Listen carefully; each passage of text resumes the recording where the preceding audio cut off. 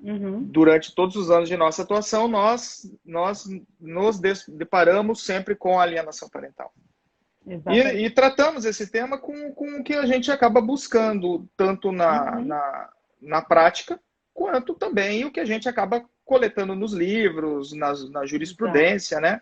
Mas ter a oportunidade de fazer um curso com a densidade que nos foi ofertado, Nossa, faz com que a gente possa refletir e possa também ver que quanto mais estudamos, mais é necessário a gente pleitear, a gente buscar e dividir esse contexto da alienação multidisciplinar, exato. preparação, que as pessoas Mais possam dúvidas, realmente né? conhecer. Sim, sim. A E cada falar assunto, de uma mais maneira dúvidas. séria, né, Patrícia? Falar de uma Uhum. maneira séria, né? Exato. Sem paixões, porque hoje nós percebemos que é 10 anos da lei de alienação parental. Eu vi Uhum. uma palestra em que Uhum. dizia: ah, a lei é muito nova. Mas nós estamos falando de 10 anos, né? 10 anos da lei. Realmente, É, se já você for deu para. considerar dentro de um sistema jurídico, a Constituição, agora que nós começamos a falar realmente sobre o constitucionalismo, colocando o Uhum. STF realmente como guardião, esse sistema de recursos, mas eu vejo que são 10 anos de sofrimento para as famílias.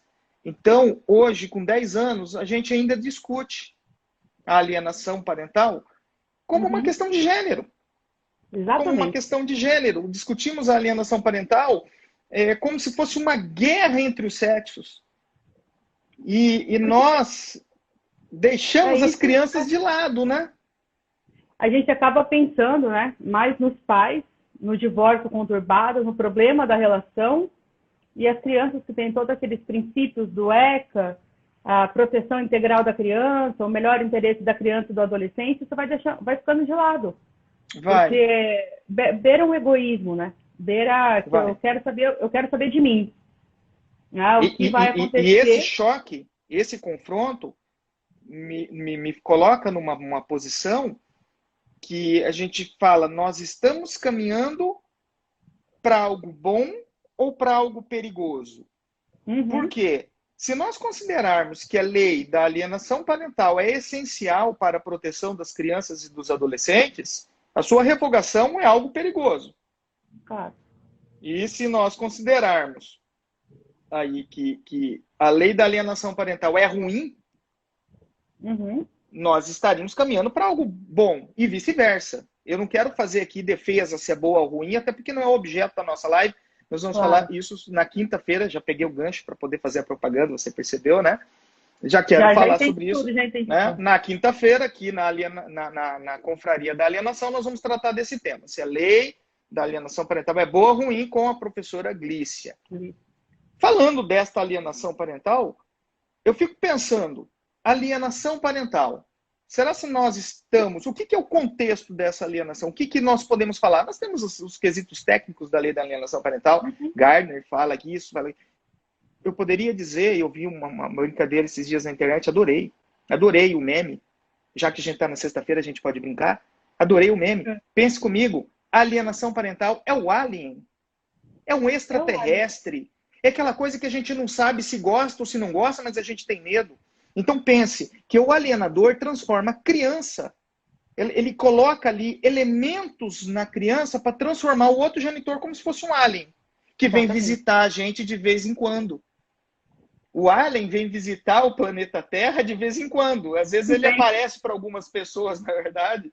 Então pense que a lei da alienação parental, quando a gente está falando do contexto da alienação, não importa qual que seja o nome.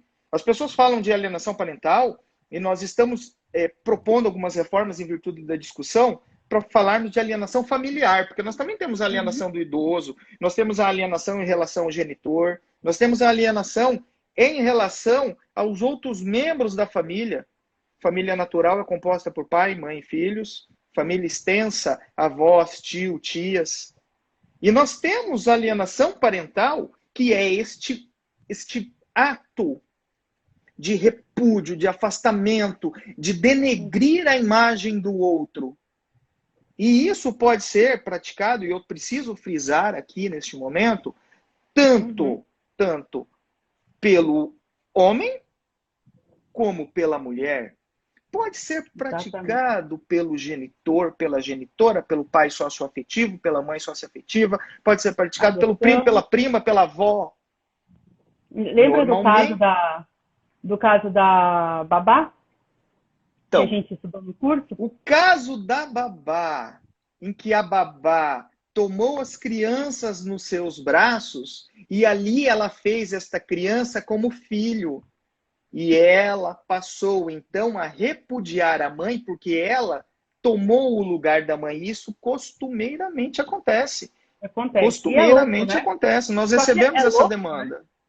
Nós É uma recebemos coisa essa demanda. louca. Sim, mas nós estamos falando de amor. Nós estamos Não, falando claro. de um amor que exacerbadamente se transforma em posse. E aí Uhum. nós estudamos as necessidades dos diagnósticos diferenciais, no sentido de nós tentarmos entender a psique do alienador. Por que o alienador faz isso? É uma personalidade perversa, ele é melancolizado, Uhum.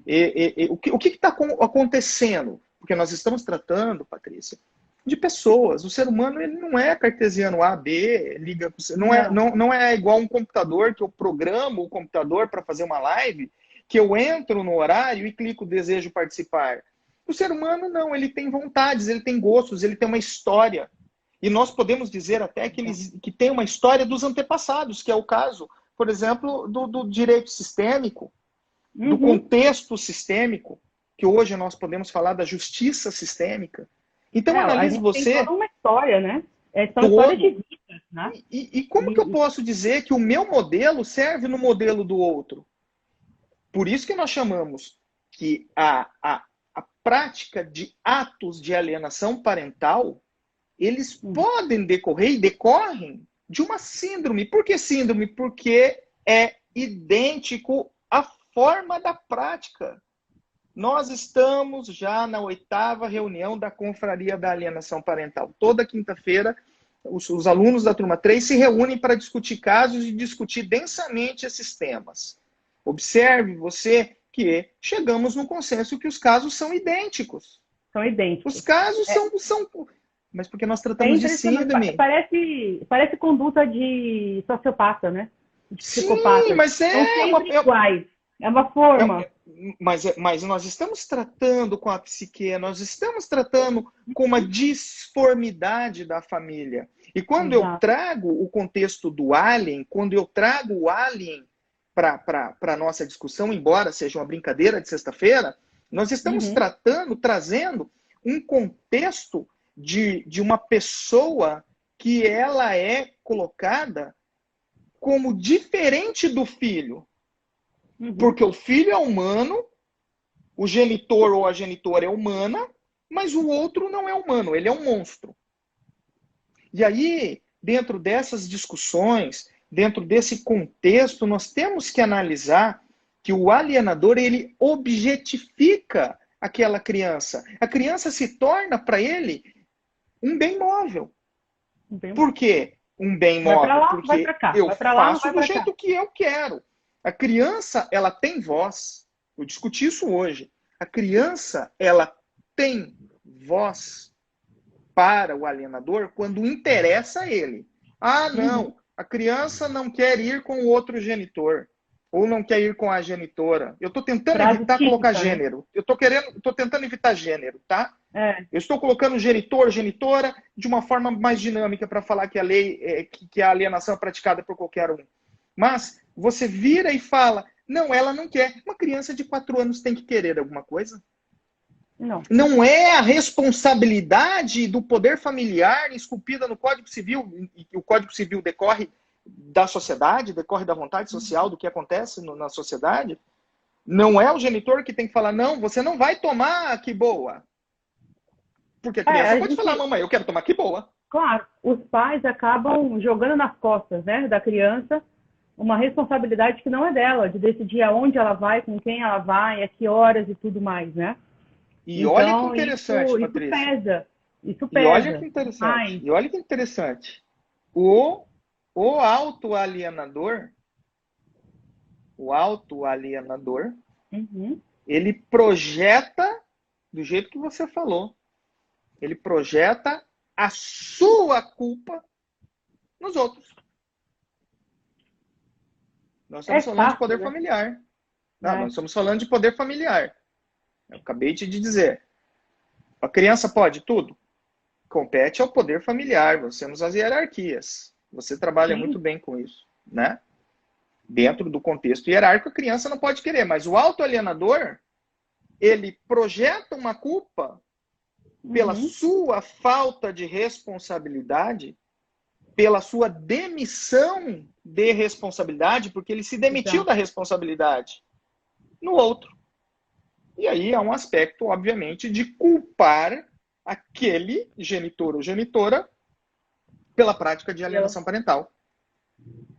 Quando o autoalienador, ele que pratica os atos para se alienar. Lembra daquele caso, né? O primeiro caso de estupro que eu levei. Aquela questão complicadíssima lá e tudo mais. Aí, conversa vai, conversa vem, né? Cliente, a gente sempre tem uma surpresa. Eu gostei dessa xícara aí. Só não pode me falar que é uísque, tá? Não. Porque tem cor de uísque. É chato.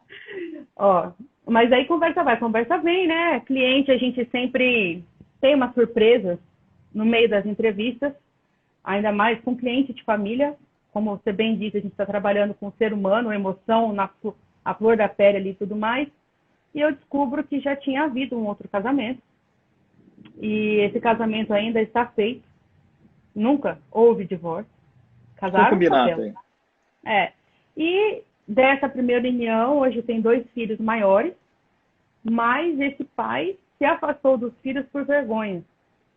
Ele veio me dizer isso, ó, quanto tempo a gente já está nisso? Agora, em outubro. Porque eu fiquei sabendo e cutuquei. Eu falei, eu preciso saber dessa relação, né? Para saber o que está acontecendo agora. E aí aconteceu isso. Não, eu me afastei porque eu fiquei com vergonha do que aconteceu no primeiro casamento. Eu era muito jovem, várias coisas aconteceram e tudo mais. E eu acabei indo embora. E eles não tiveram um pai e eu não tive o filho. Então, assim, né, uma decisão deles que hoje afeta a relação que a gente trata aqui, que é o caso do segundo casamento. Afeta então, Patrícia, a professora Bruna Barbieri, ela fez uma pesquisa de campo bem intensa para poder escrever a obra Alienação Parental Induzida, aprofundando o estudo da alienação parental. E ela trouxe 3 vieses, três pontos do comportamento familiar do alienado que contribuem aí com esse processo. Primeiro, o familiar alienado tem se afastado por vontade própria. É o que aconteceu com você. Você falou por vergonha. São N os motivos. Como nós temos uma amplitude subjetiva de fatos e reações, ações, são N as circunstâncias.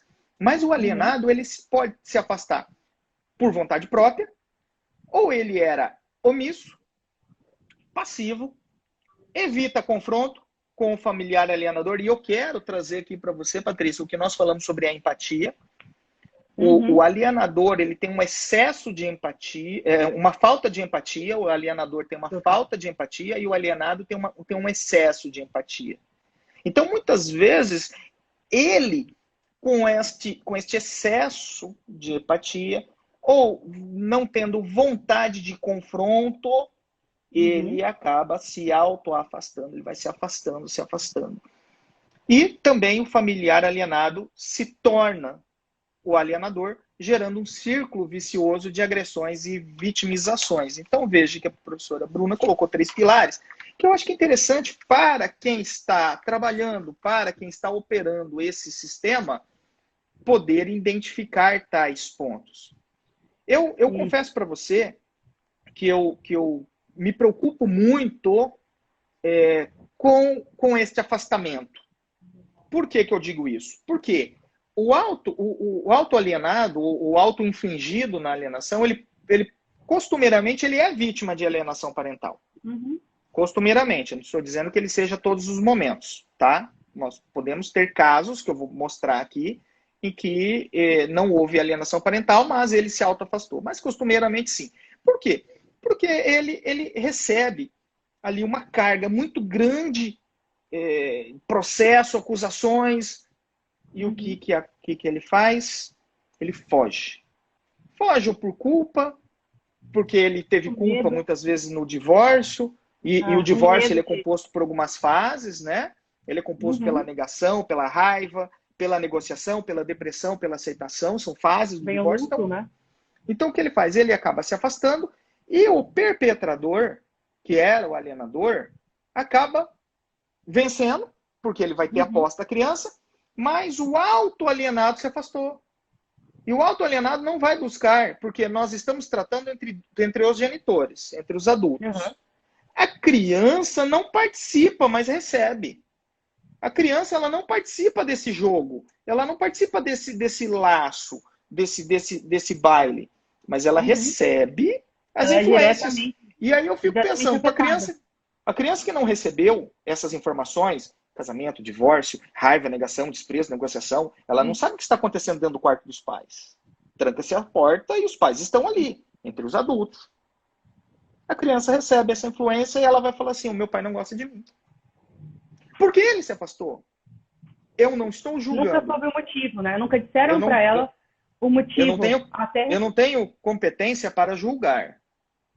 Quem tem competência para julgar é o juiz.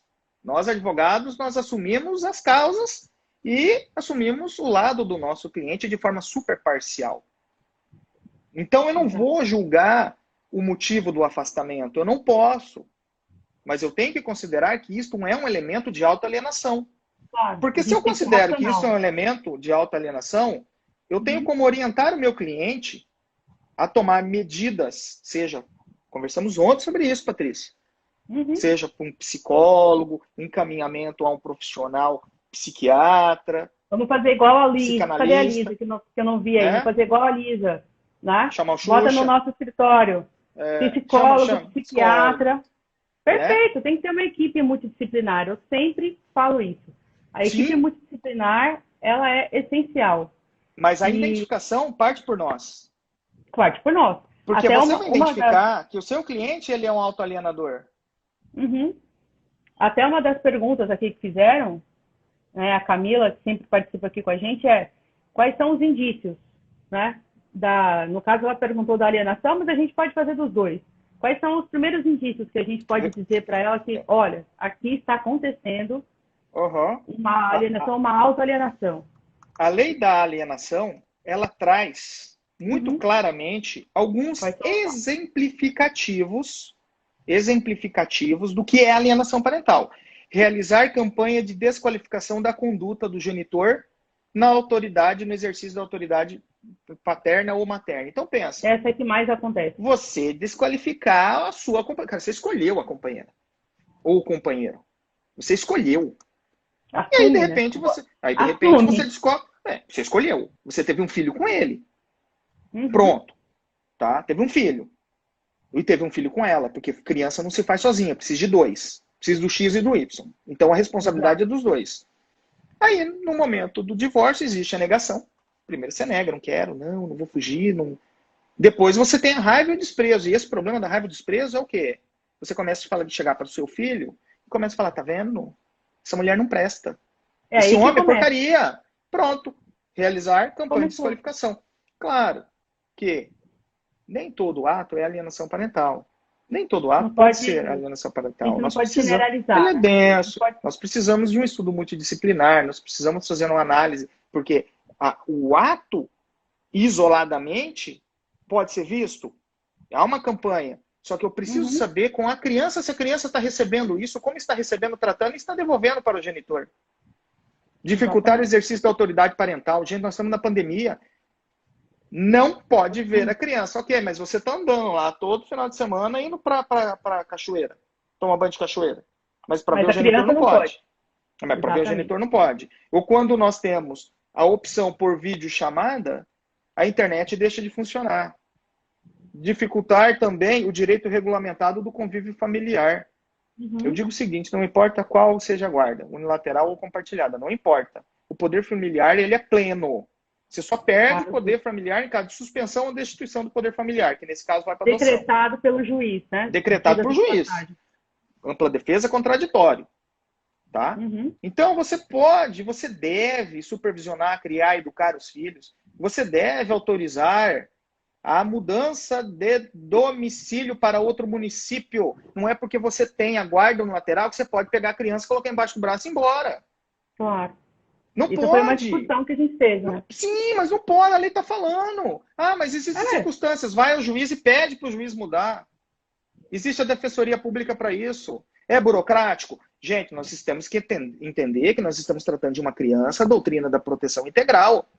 Uhum. Se os pais não se entendem, alguém vai ter que defender essa criança, os interesses dessa criança. Infelizmente, né? Vai ter que ter um juiz que muitas Comitir... vezes não conhece a legislação então, ou não aceita a legislação. Mas e nós temos que pensar no juiz como ser humano. Não, nós temos que pensar que o juiz ele tem um assessor, ele tem um gestor que pensam. Nós temos um Ministério Público que tem mais 3 assessores. 200, 300 pessoas vão decidir sua vida quando você vai para o judiciário. Não tem jeito. Não tem como você pensar diferente desta forma. E aí, não tem, mas é que assim, ficar na mão de um poder judiciário, né? Que a gente sabe que é moroso e por tudo que a gente já estudou até aqui, a gente sabe que muitos não aceitam a questão da alienação. O que dirá da autoalienação? Você está colocando a vida de um cliente, de uma pessoa, nas mãos de uma pessoa que sabe, sei lá, o que vai decidir e vai saber se vai ser bom ou se vai ser ruim. Aí que mora o nosso problema, né? Mora o problema para o advogado. Daí que seria bom se as partes conseguissem sozinhas resolver os seus conflitos. Vamos chamar a Michele antes de qualquer coisa. Vamos fazer um movimento. E nem com a Michele. Nem com a Michele. Porque quando nós buscamos um auxílio da constelação, ou quando nós tentamos reposicionar, ou quando nós vamos num psicólogo, num psiquiatra, porque há uma disformidade. Claro. O ideal seria que as pessoas pudessem transpor os seus problemas sozinhas. Ok, eu não consigo. Aí eu preciso buscar ajuda. Quando você busca uma ajuda, você já passa para o campo da discricionalidade do outro. Quando você vai buscar ajuda, e por isso quando você tem um bom profissional, a função dele não é substituir as suas decisões, mas fazer com que você encontre o seu caminho. Exatamente. Para fazer com que você encontre o erro, aonde você está errando, e te fazer enxergar, né, Fabiana? Eu acho que o mais difícil hoje é as pessoas enxergarem o que elas estão fazendo. Não é só se enxergar, mas é enxergar os filhos. O que acontece hoje é que o autoalienador ele trata os filhos de uma maneira completamente inadequada ou violenta. Uhum. O autoalienador, ele não respeita a inocência, ele não respeita a vulnerabilidade, ele não compreende a sua gratuita agressão. Por quê? Por quê? Porque ele ainda está dentro de alguma das fases do divórcio. Ele acaba atingindo o filho quando, na realidade, ele queria atingir o outro. E isso acaba acontecendo não por um desamor ao filho, mas por causa dessa disformidade. Então, pense que quando nós temos um caso, por exemplo, de autoalienação, pode haver esta mescla entre alienação parental e autoalienação. E uma coisa não anula a outra. A criança, ela acaba sendo afetada 2 vezes. Ela acaba sendo afetada pelo alienador, porque ela não tem uma base de apego segura, ela tem uma base de apego com medo. Ela tem uma base de apego, a base de apego dela é baseada em cima de medo, tá? Então imagine você que dentro destas visões, e aí eu quero trazer a oportunidade do que disse a advogada Priscila Barbiero no artigo Culpando os ex pelos meus erros, a invisibilidade dos filhos diante dos conflitos parentais. A alienação parental como forma de exercício abusivo da autoridade parental. E eu preciso dizer que o exercício abusivo da autoridade parental, nos termos do artigo 98 e 101, constitui abuso à criança e merece tutela do Estado. Exato. Inclusive com suspensão ou destituição, em casos mais graves, do poder familiar. Por quê? A doutrina da proteção integral é só no papel, ou, Patrícia? É só papel que vai fazer isso? Não. Ou nós temos que colocar em prática? Tem que colocar em prática para que ela seja efetivada, né, cada vez mais. Assim como várias leis que a gente tem que estar... aí vem a função do advogado, né? A função do advogado é levar isso para o judiciário até o momento que, opa, calma aí, tem muitos falando a mesma coisa, muitos trazendo o mesmo problema, a gente tem que parar para pensar. Sim, sim. Nós trabalhamos... É dessa forma, não existe, é um trabalho de formiguinha. Nós trabalhamos com pais, muitas vezes pais obcecados. Exato. Por E lembrando, acusarem alienação. Isso pode acontecer, a gente tem que lembrar que isso pode acontecer também dentro do casamento, né? Tanto a alienação quanto a autoalienação pode acontecer ainda na vigência do casamento, não necessariamente só com o divórcio. Sim. Normalmente, a demissão de responsabilidade ocorre dentro do casamento. Uhum. O genitor faz, ou a genitora tem o filho e delega. No caso da babá. Eu quero citar o caso da babá. O caso da babá, em que a genitora delegou para uma terceira pessoa, para uma funcionária sua, para o fâmulo da posse, a detenção, delegou o cuidado do filho. E aí ela deixou esta criança com esta terceira pessoa e alimentou nesta alienadora um sentimento de posse. Porque você não teria isso caso nós não tivéssemos o jogo do excesso de empatia pela falta de empatia. Exato. Um domina o outro, né? Porque a alienação parental ela é como uma ferrugem, ela vai corroendo aos poucos. Quando você vê, já não tem mais ferro. Uhum.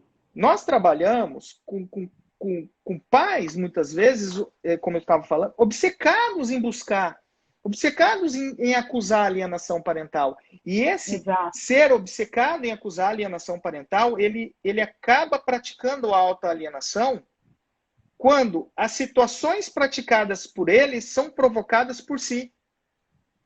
Então, ele começa a acusar quem tem a guarda, normalmente, eu não quero usar o termo guarda, porque guarda é um termo que tende a acabar. O termo guarda é um termo que tende a acabar, porque nós temos a responsabilidade parental plena, tá? Mas eu quero dizer quem tem o cuidado direto com a criança. Normalmente, ele procura essas acusações por causa destas fases, por causa dessa disformidade, e nesse buscar dessas acusações, ele não enxerga a criança. Exatamente. Ele não consegue enxergar as necessidades do filho. Ele só vê as suas necessidades. E aí o filho faz o quê? Nós estamos falando de ser humano. Nós estamos falando de ser humano em formação. Nós estamos tratando com um ser que vai se tornar um adulto logo. O que ele faz? Ele vai repetir. Ou repudia. Ou ele repete, ou ele nega. E a partir do momento que ele nega, e ele não gosta. Então pense, vou tentar um caso muito simples de autoalienação, que eu já tive a oportunidade de ter contato, e ninguém chamou de autoalienação, porque o termo está sendo desenvolvido por nós. O termo está sendo desenvolvido neste momento.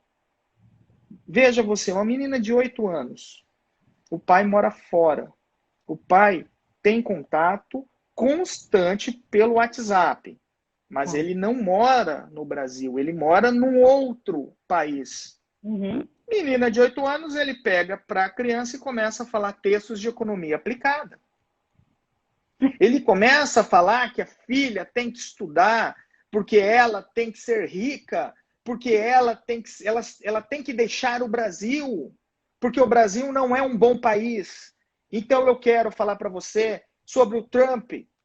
Você acredita que ele pratica a autoalienação ou não? Ou qual o nome que seja? Você acha que essa criança vai ter empatia com o pai?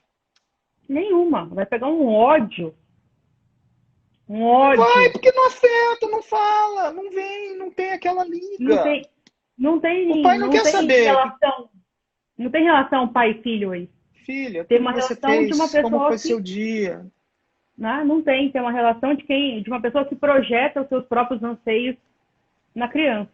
E isso acontece muito, hein? Muito. O pai que não conseguiu projeta a mãe que quer que a criança faça balé, custe o que custar, porque E a ela não criança conseguiu. detesta, ela quer jogar futebol e não se respeita. Claro que é dever dos pais apresentar. Claro que é Uhum, dever do pai incentivar. Claro que é dever claro. do pai muitas vezes insistir. Mas não a tal ponto que esta insistência se transforme numa agressão. Agressão esta que afasta. Agressão esta que faz. Aí a criança começa a não mais atender o WhatsApp, porque ela não gosta. Uhum. Quando o pai fala, ela está dispersa. Quando o pai fala ou a mãe fala, ela está longe. E o que o genitor vai fazer? Alienação parental. Alienação parental. A gente vai acabar.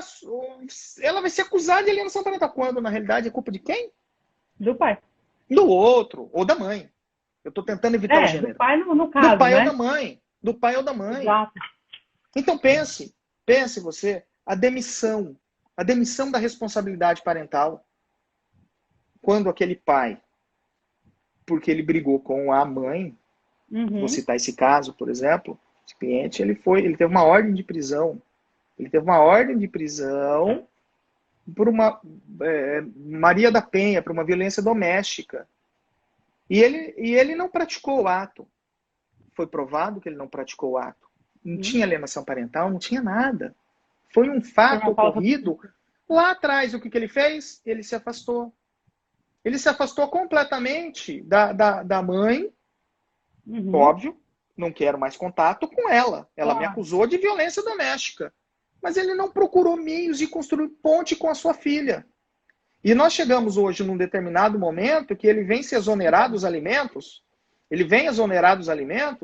e a filha olha para ele e fala: você não estava do meu lado. E ela não aceita a exoneração e ela vai brigar. Ela não tem os requisitos, mas ela vai brigar só para ela ser vista pelo pai. Então ela vai dizer: pai, estou aqui, a forma que ela Exatamente. encontrou. Pai, eu estou aqui, me veja, eu estou aqui. Parece que ela está implorando ser vista. Olha o problema, né? Olha onde vai a situação. Né? Uma Pai menina que está. questionador. Um pai questionador. Patrícia, pensa comigo. A pior coisa que tem é alguém tentar impor as coisas com você.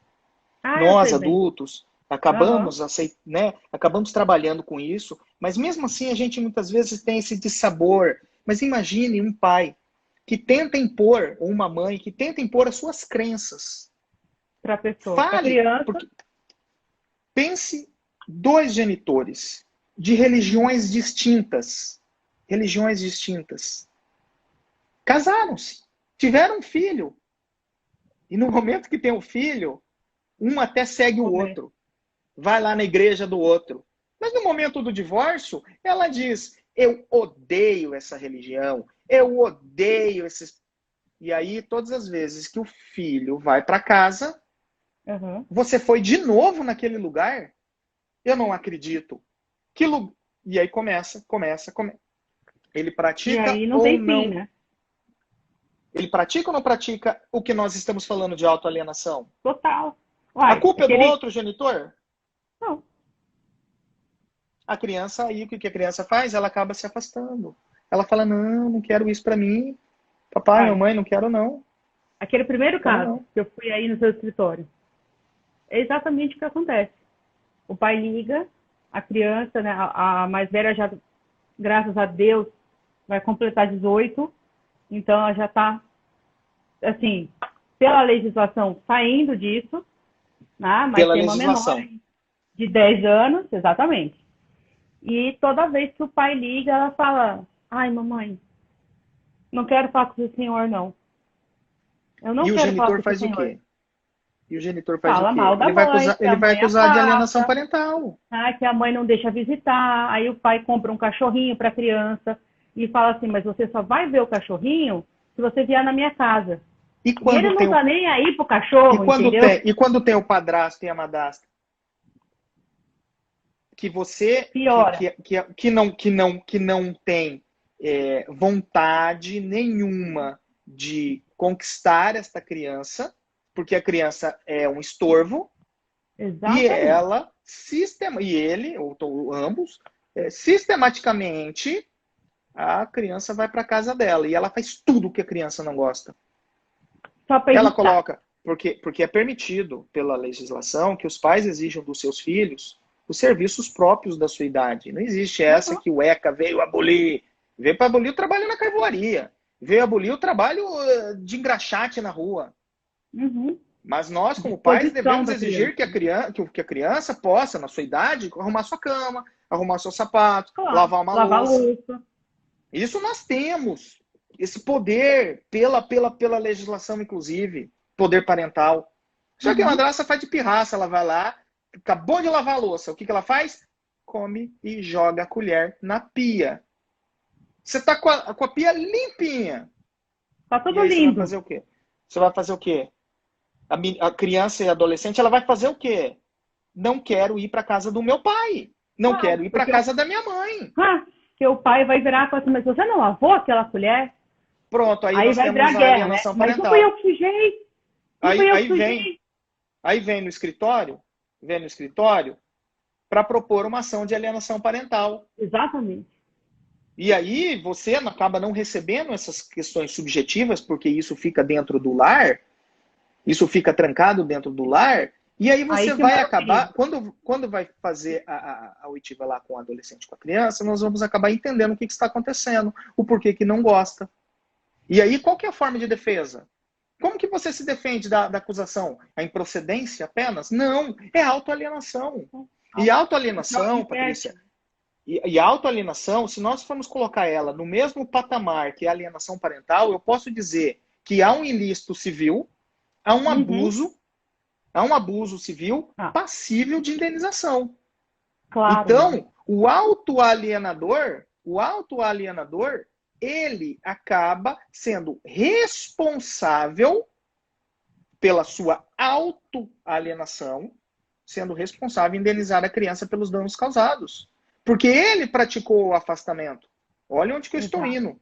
Isto aqui que eu estou te dizendo é algo que eu estou criando com você agora. Mas isso a indenização, a responsabilidade civil do autoalienador. Eu estava aqui pensando nisso. Mau exercício da parentalidade. Da parentalidade, tá? Se nós temos a questão do abuso, do abandono, do abandono familiar poder ser indenizado, se o abandono familiar é indenizado e causa dor e sofrimento naquele adolescente, naquela criança, por que não a autoalienação também não causa dor e sofrimento? Da mesma forma que a alienação parental. Para a criança é a mesma coisa. Fomos longe hoje agora, hein? Fomos longe, mas você ainda tem um tempo aí para você devagar. Então vamos ver o que as pessoas estão falando, vamos ver o que as pessoas estão discutindo. Lá em cima, teve o primeiro comentário também de um advogado, mas ele trouxe um caso, na verdade, de alienação com o idoso. Uma dificuldade que ele está tendo em que o Ministério Público aceite a denúncia, porque a idosa é lúcida, eu estou tentando achar a pergunta aqui. A idosa é lúcida, está aqui, ó. Problemas que estou enfrentando com uma cliente é a alienação feita em idoso lúcido. Ninguém quer acompanhar, tendo em vista que a idosa não denunciou. Mas está clara a situação de alienação. Já foi na promotoria, várias o que acontece? A alienação parental, ela é algo que precisa necessariamente de elementos de prova. Nós temos que dizer que o ato praticado, ele tem correlação à alienação parental, inclusive como síndrome, como afastamento. A alienação parental do idoso é algo que nós estamos discutindo porque o direito, segundo a lei de introdução ao direito brasileiro, você não olha para o direito de uma forma isolada. Você tem que olhar ele como um sistema, como as leis se complementando. Então, da mesma forma que nós temos uma criança alienada, nós podemos ter um idoso alienado. E o que acontece? Você vai estabelecer a fundamentação dentro do Estatuto do Idoso. Você vai estabelecer a sua fundamentação, claro, comparando, jogando a situação com a lei da alienação parental, mas fundamentalmente com o idoso. Tá? A Isabela está falando aqui. O que a Isabela está falando para nós? Olha lá, está bem interessante. Acompanhando o trabalho de vocês. Tem mais uma aqui da Camila. A Uhum. família fala assim, como que a gente deve se posicionar, né? No caso, eu acredito que ela esteja perguntando não do advogado, mas da família em si, quando há um caso de alienação dentro da família. Tá, veja só. Patrícia, eu e você, nós temos a oportunidade de dividir muitas experiências, inclusive de clientes que nós temos, inclusive alguns clientes que até se tornaram clientes comuns. O que nós observamos é que a alienação parental ela é dividida entre leve, moderada e forte. A alienação parental leve é quando você tem um ato de... Os atos de alienação são comprovados, porém, Uhum. aquele indivíduo que está recebendo esses atos, a criança, ela acaba não repudiando severamente o outro genitor. Eu tenho casos, por exemplo, em que há prática constante, há mais de 3 anos, processo correndo, peticionando Uhum. em juízo, a prática que nós entendemos como alienação parental, mas foi colocado no laudo, muito bem elaborado, graças a Deus o nosso Tribunal de Justiça, ali na vara da infância, tem a sua equipe que atende, tem uma perita muito, muito boa no sentido de fazer esses laudos e trazer esta verdade para nós, que é o que nós Uhum. queríamos em todo o Brasil. Nós queremos mais Exatamente. psicólogos, nós queremos que Nossa, os presidentes dos capacitado. tribunais possam capacitar, possam trazer essas pessoas, tá? Mas ela coloca ali dentro de uma circunstância que é leve. Então, quem olha, fala, é leve. Eu vi meu cliente falando, mas como é leve? Porque você está atuando, porque você está conosco, porque você está enfrentando, chora, machuca, dói, Uhum. mas ele insiste. Ele não auto se aliena. Porque é muito comum nós termos casos de alienação parental grave, Uhum. contribuído pela autoalienação, pelo autoafastamento. Então, quando nós temos isso dentro da família, claro, nós precisamos de um apoio multidisciplinar. Nós precisamos de um apoio que nós temos condições de fazer uma proteção deste infante. Muitas Uhum. vezes o caso de alienação nem vai para a justiça, porque você consegue Resolve contornar, né? extrajudicialmente resolver. Como você resolve? Se a criança não recebe mais as influências negativas e consegue conviver com outro genitor, o que o Uhum. genitor fala em desqualificação da autoridade, da conduta Bate e volta. paterna-materna, entra no vídeo e sai no outro. Exatamente. Entrou no vídeo e sai no outro. Então nós não vamos ter alienação parental, nós vamos ter um ato. O Nós vamos ato, ter um mas que ato não configurou a contumaz, alienação. mas não Uhum. configura porque não houve o afastamento. Ah, mas isso eu sofro demais. Tá, mas o que a gente pode fazer? Você escolheu aquela outra pessoa e você, Exato. pelo menos, deveria saber Vai para um como é psicólogo, essa vai se pessoa. tratar, Entende, né? Você né? vai Vai ter que procurar uma fazer. ajuda. E o próprio empoderamento passa pela parte. A parte bem tratada, a parte bem cuidada, a parte acompanhada, ela também não sofre. Porque dentro Exatamente. do juízo de valor que ela faz para aquela ação, ela já não dá tanta importância para aquilo. Claro que num Eu acho, casamento, um eu acho divórcio, que o mais desculpa, difícil Patrícia. aí, Fabiano, sem te cortar, eu acho que o mais difícil, muitas vezes, talvez pelos meus clientes, talvez os seus, de todo mundo aqui, é você fazer o seu cliente entender, quando ele é o alienador, por exemplo, que ele está cometendo esses atos, né? E vice-versa. Às vezes a pessoa ela não se dá conta do que ela está fazendo e ela não aceita que ela precisa de ajuda e que nós não somos ali a pessoa capacitada para um apoio psicológico. Por isso a rede de atendimento, por isso a necessidade de se capacitar cada vez mais os profissionais. E eu Nós digo que temos não. uma cláusula específica no contrato que a gente fala que, se tratando de direito de família, as questões são subjetivas, e Uhum. havendo uma ampliação no objeto da demanda, poderão ser cobrados honorários adicionais. Eu já tive a Exatamente. oportunidade de participar de outras lives em que o advogado ele coloca uma cláusula aqui. Constatando a alienação parental, nós temos a liberdade para renunciar à causa. Eu acho que não precisa dessa cláusula, porque no meu foro íntimo, eu posso renunciar à causa no momento que eu desejar, sem Exato. especificar o motivo. O Código de Ética da OAB me permite isso. Me Mas é permite isso. claro, para renunciar a uma causa, tem que ser um ato de deslealdade. Nós trabalhamos os clientes, nós temos que nos portar como construtores de pontes. Nós construímos pontes. E neste processo de construção de pontes, passa pela orientação, Muitas vezes o cliente até não te ouve no primeiro momento e ele faz e acontece. Aí quando acontece, eu falo, olha, você prejudicou muito a sua situação. Sabe por quê, Patrícia? Porque nós temos que ter a visão que a causa é do cliente. É o cliente que causou aquele problema, é o cliente que gerou aquele problema. Nós Senão eu não estaria lá no nosso somos escritório. advogados. Nós somos pessoas com gabarito técnico para poder fazer a defesa dos atos que ele não praticou.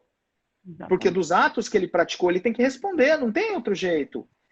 Nós vivemos numa democracia. Nós vivemos dentro de um Estado democrático de direito em que as leis devem ser seguidas. Então, se o seu cliente, você fala, não mande uma mensagem, porque você está proibido por uma medida protetiva. Se ele manda protetiva, ele vai preso.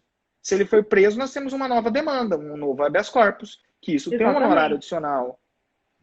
Claro. Lei da ação e reação. Mas eu penso, Exato.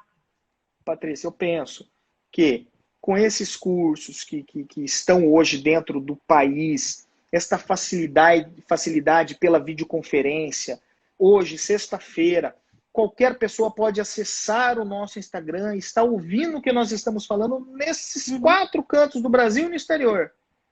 Nós temos a oportunidade de estudar, nós temos a oportunidade de se aprimorar e nós temos a oportunidade de dividir. Dividir todo esse conhecimento, ele é muito produtivo. Ele é muito válido para todos nós. Né? A pandemia trouxe isso de muito bom. O que já antecipamos 5 anos, né? Aprimorou. Exatamente. Antecipamos 5 anos, né? Da tecnologia. E eu acho assim, a gente sempre tem que estudar, né? No final de semana passado, não é sobre alienação, mas eu participei daquele congresso e no final de cada painel, todos os participantes tinham que mandar por e-mail as suas sugestões. Colaboração com cada painel, né? Era um tema de violência, gênero, violência doméstica e tal. E uma das coisas que eu coloquei, porque no meu painel, um dos temas foi masculinidade. Masculinidade e grupos reflexivos. Então, uma das coisas que eu passei, eu comentei e falei, olha, eu acho que tem que ter uma capacitação de todos.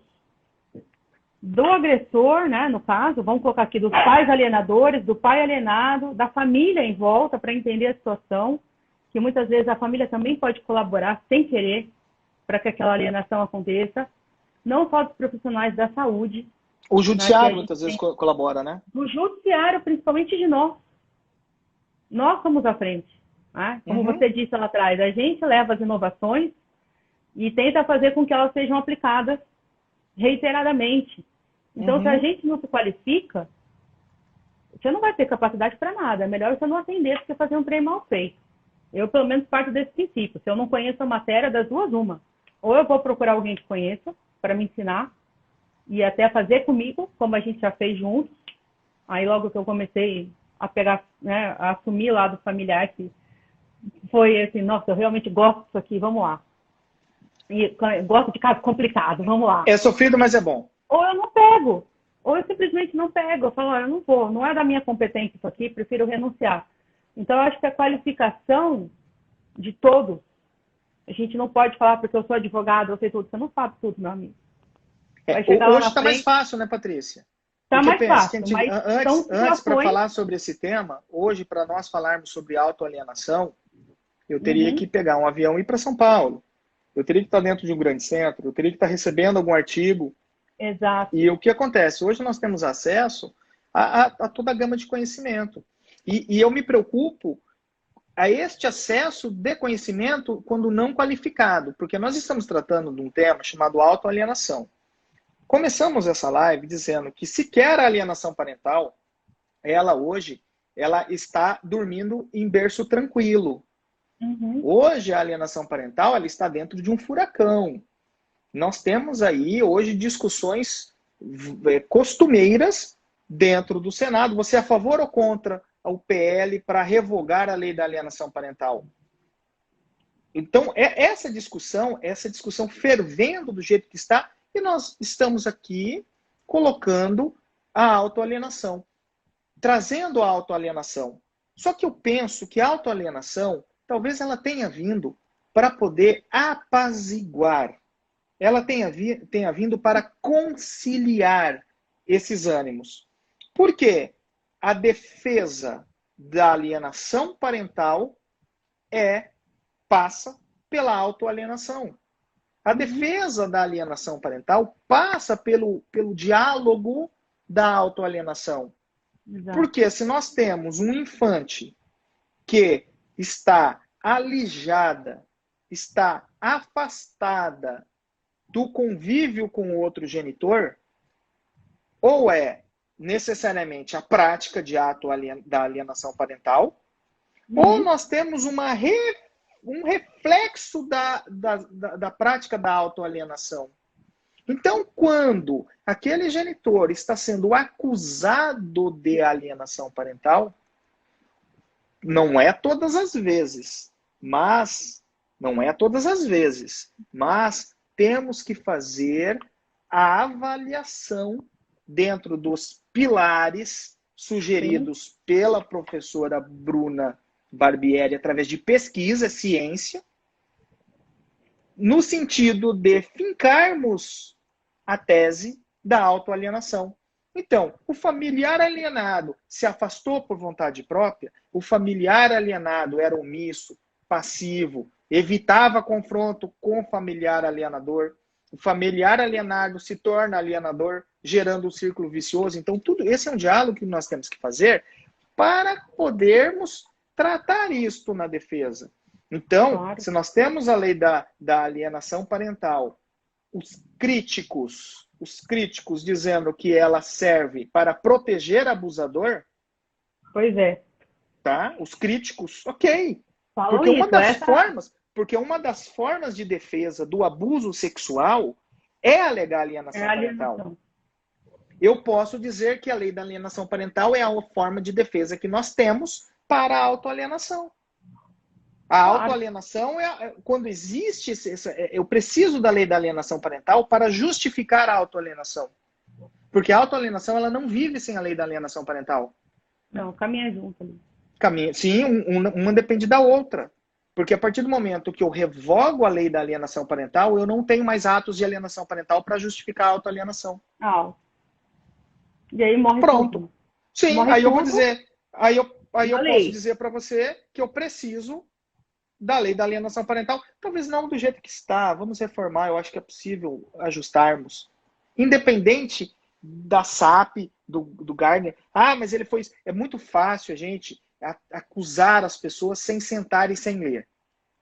É muito fácil. Exatamente. Tá? Eu quero ver... Sempre falo isso. Os meus alunos, assim, principalmente.